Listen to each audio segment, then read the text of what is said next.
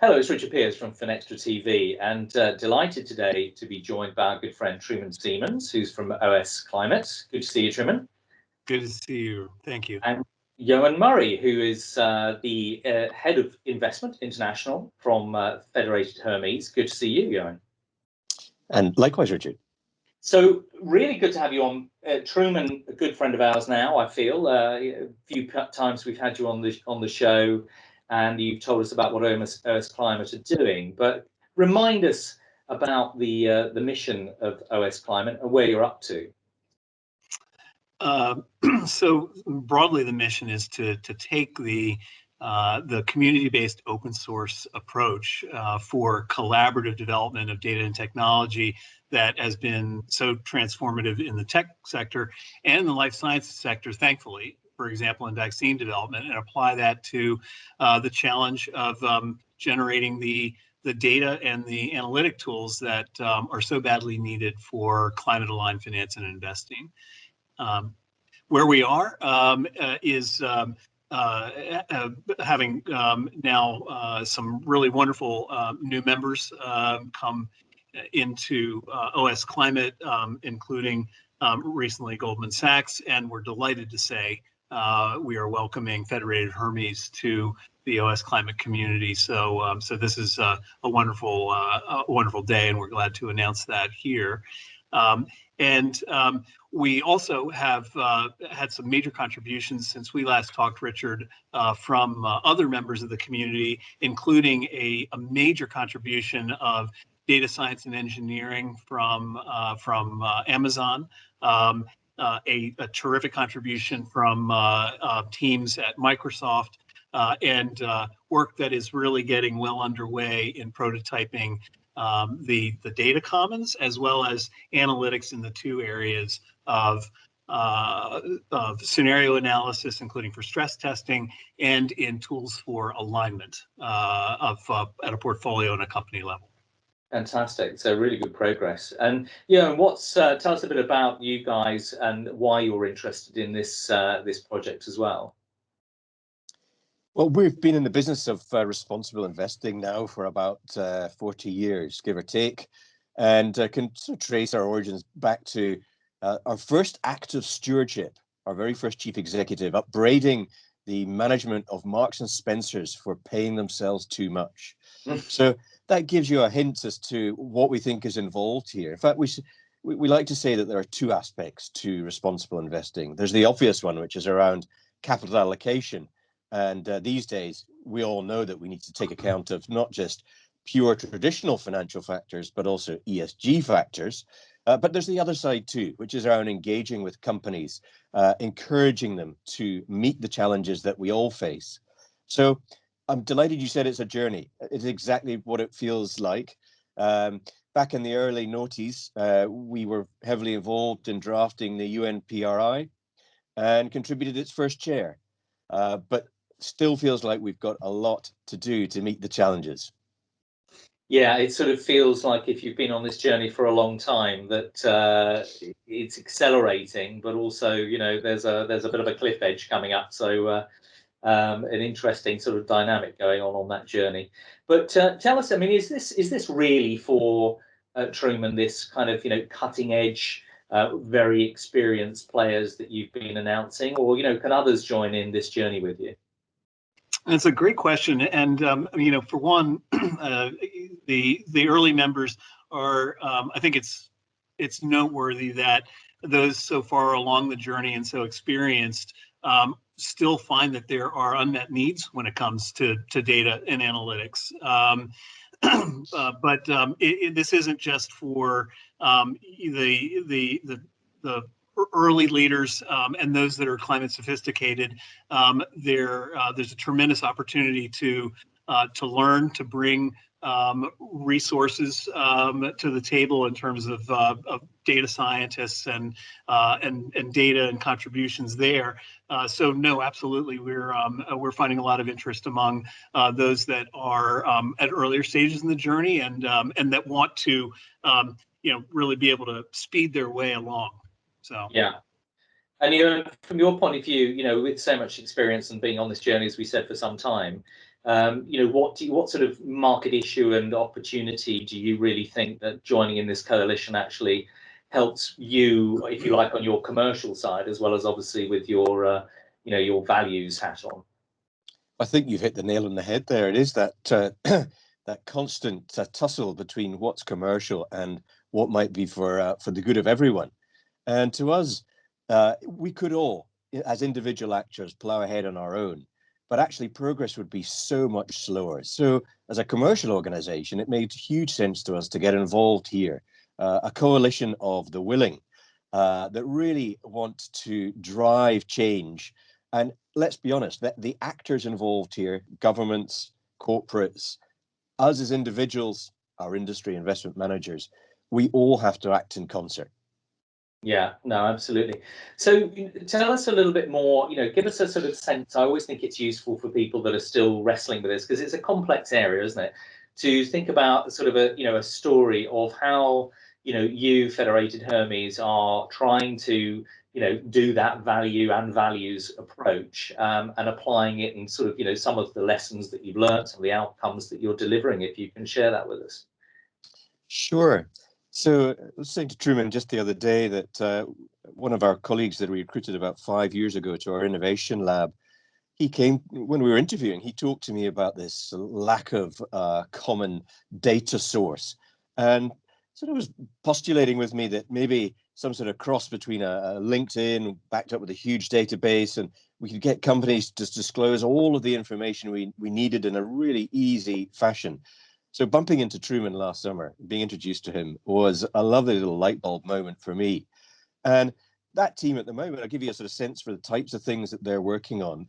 They have sort of moved on from thinking about companies and their activities as a sort of single entities that exist in their own little biosphere. We know that companies are networks. They're made up of their assets, they're made up of their supply chains, and they're also linked to their clients and customers. And if we truly want to get a grip of the risks that are associated with climate change and the other challenges that we're facing, you've got to think in that network space. And this is a great way for us to get access to some other great minds and to develop that concept even further. Yeah, and have you got, even in the sort of maybe the narrow sense, not quite where we're going to, but examples of from your long history, just so that people can understand that yes, you can deliver positive outcomes when all shoulders are to the wheel. Well, let me give you a slightly odd one, Richard, which I think will appeal to you, I suspect. You, like me, I'm sure, have watched the development at King's Cross with an interest. Back when I was a lad and came down to London in the very early 90s, King's Cross was an absolute no-go area. And our real estate group redeveloped that area completely. Now, why do I mention that? What's that got to do with what we're talking about here?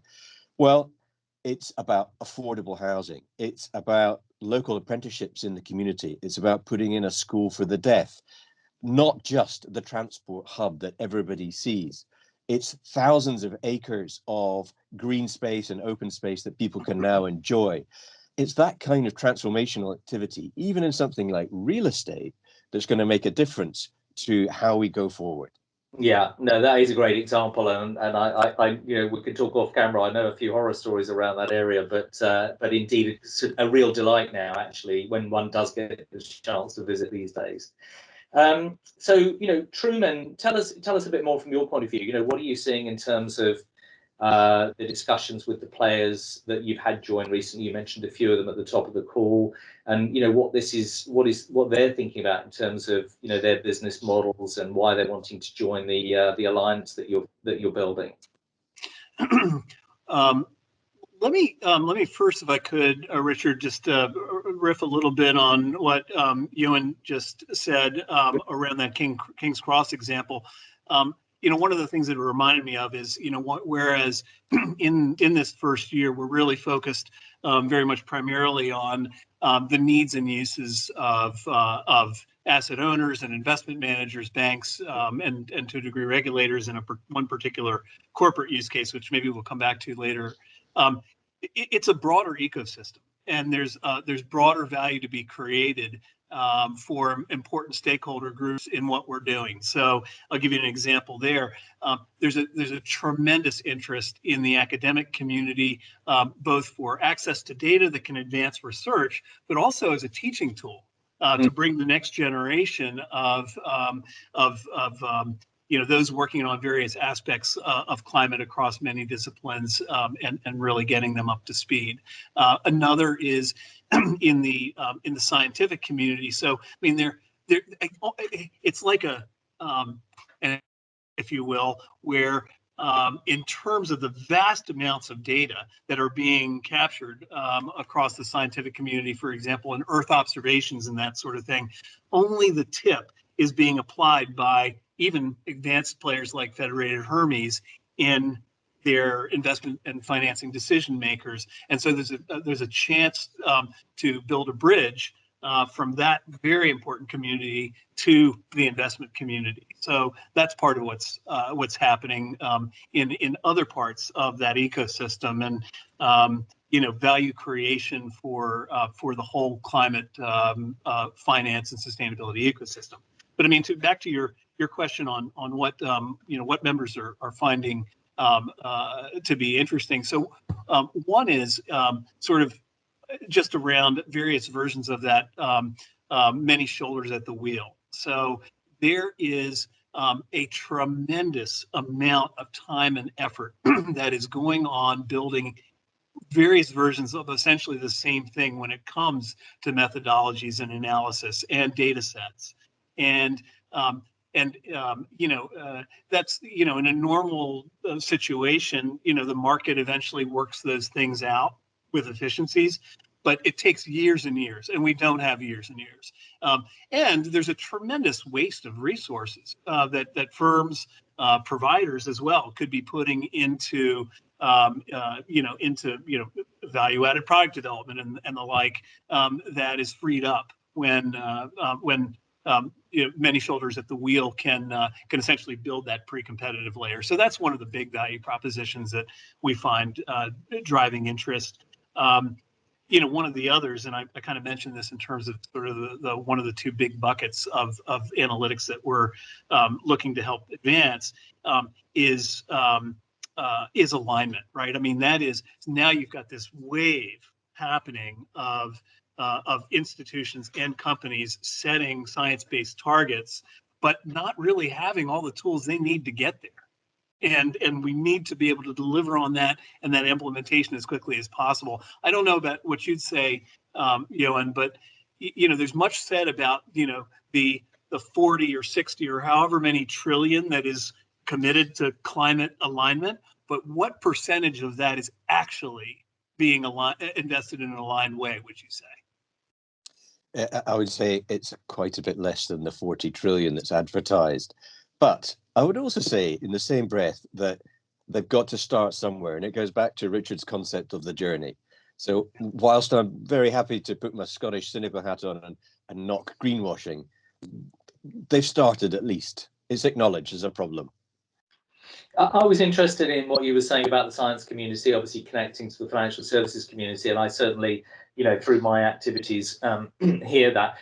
From your point of view, what would you say to that science community as the sort of either the data or the language or the engagement mechanism that you would find useful as a financial professional trying to find the signals that offer you both the value and the values approach that we spoke about?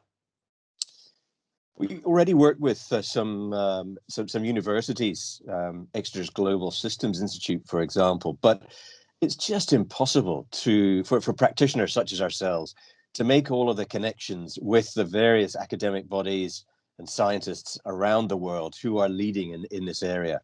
And we know perfectly well, we internally do not have the skill to come up with and be able to apply these integrated assessment models that are so incredibly sophisticated. So we simply have to find ways of reaching out to the science community and asking for their help in improving how we allocate capital and then engage upon that capital in a responsible way.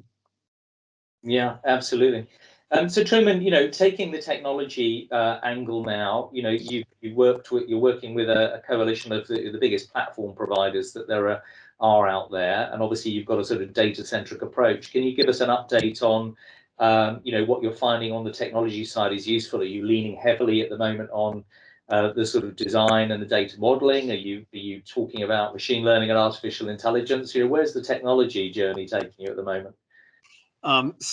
Actually, you mentioned two areas that are very current in the work. Excuse me, from the particularly from the Amazon and AWS side, obviously a tremendous wellspring of knowledge around data architectures, and so that's an area where they are very much leading.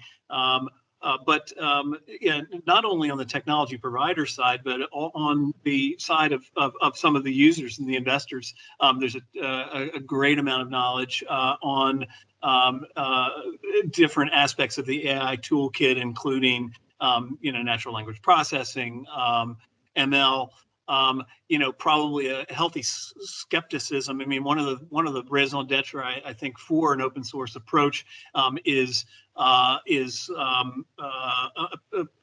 getting away from black boxes. So some of the neural net stuff is, TBD, exactly where we would kind of go in that area. One of the things that's a related point, you mentioned that we do have, two of the biggest cloud services providers involved, but one of our top priorities in the months ahead is to engage the European technology community and the cloud services providers. I think we're finding a real interest there, a real helpful impetus from the European Commission and the various directorates general on that front. Yeah, interesting. And so, when do you think, in terms of the first milestones of this, you've formed the coalition? We spoke about that at the beginning. That's obviously increasing today with the great addition of Federated Hermes. But when do people start to see either the opportunity to engage or actually even some of the fruits of your labor? Just a reminder that the first fruits are actually branch, and that's in terms of the Science-Based Targets Initiative finance tool that OSClimate and Ortec Finance developed in collaboration with World Resources Institute, WWF, CDP, Global Compact, and released in September. The maturing of that fruit is very much one of our focuses in the months of the spring and beyond this year. So look for improvements in that tool, which is such an important one, and other alignment-oriented tools. I'll also look for first a more of a kind of a controlled release through webinars and some one-on-ones of an initial tool around physical risk. And then as we progress through the year, going from one that just is able to sort of look at the probability of the occurrence of extreme events in particular locations, to the impact on value at risk for facilities, and then in 2022 getting squarely into looking at the impact across companies' portfolios on the company as a whole related to these risks. So those are a couple of things to look at. Most importantly, though, we feel very confident about the ability to make substantial progress toward, as you know from our previous conversations, the goal of a comprehensive library of reported data from companies on their climate-related activities and metrics. In the run-up to COP26, I mean, there is really no barrier to this other than participation of companies. We're going to provide the technology and begin to make that available for companies to easily upload into this public library that we're creating their existing disclosures. So there's very little additional work.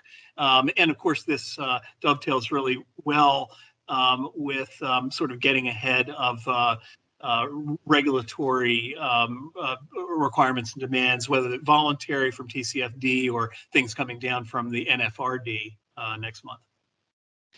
Do you see a lot of sort of, wave of innovation, lots of, new competitors springing up, a bit like the sort of the fintechs versus the incumbents, and do you kind of welcome that challenge? Is that part of why, it's refreshing the whole cycle of investment in this area? 100%. It would be absolutely awful to be resting on our laurels. So to have lots of new entrants pushing us to maintain our work and to advance it is just fantastic. Yeah, and do you see that on the data side, as on the tech side as well, Trim? Do you sort of see universities and hackathons accessing your services and data so that they can actually bring that innovation in combination with the financial services industry to really get us that mushrooming of new innovation we're all looking for? We do see it, and in fact, just yesterday we were connecting through to a special interest group around the Hyperledger project of the Linux Foundation, has drawn together some hackathons more upstream around carbon accounting and the like for trading purposes and whatnot, that have drawn huge international crowds too from almost every continent participating. So we're excited about that, and to transitioning from the more sort of let's say contained development approach within the members to one that opens up to broad participation, and we'll be getting that going later this year for sure. The other thing is that we'll have the governance infrastructure in place shortly to be able to provide sort of the really efficient templatized, well-functioning services for fintechs to come and do open source projects on the LF platform. I mean, that's really one of the main values and real core competencies of the Linux Foundation, including in working with innovators and fintechs to understand how there's really a strong business case around open sourcing some IP, having the community take that over and develop it, and then put their resources into the higher value added specialized tools and things on top of the stack that they can sell in their business model. Yeah, absolutely. So last thoughts, Eoin, where would people contact you if they wish to do so, or any other last thoughts that we haven't covered so far? Well, one last thought for you would be that why are we doing this now? What's important? What's changed? And I think there's a couple of things. We're in the 20s. We're well into the 20s now. The big dates that loom large for us are 2030 and 2050 with respect to various targets around emissions reduction. The pandemic, I think, has given us a huge chance to reflect and arguably reset. Let's hope we don't waste that opportunity. And we know now that we're probably around about 1.2 degrees centigrade above pre-industrial levels. We're getting awfully close to the danger points. And we still really haven't properly thought through the tail events that might be associated with some tipping points if we pass those. Yeah, no, very, very salient targets. And obviously, when you look at biodiversity as well, with the 30 by 30 and 50 by 50, that's another sobering set of statistics. Perhaps we can cover on another day. Truman, for you, last thoughts, and how can people get involved? Well, one is that that we've got to make best use of the preparations for COP26, and very much in keeping with ensuring that that the reflection that we have done over this last year it manifests in terms of new, strong, aggressive commitments and real progress in our ability to implement those. So we're optimistic there. We're excited to be to provide as much support, not directly with solutions, but in helping others to do that. So we encourage others in the run up to COP26, if they see ways that the OSClimate platform can be helpful in their contributions, please let us know.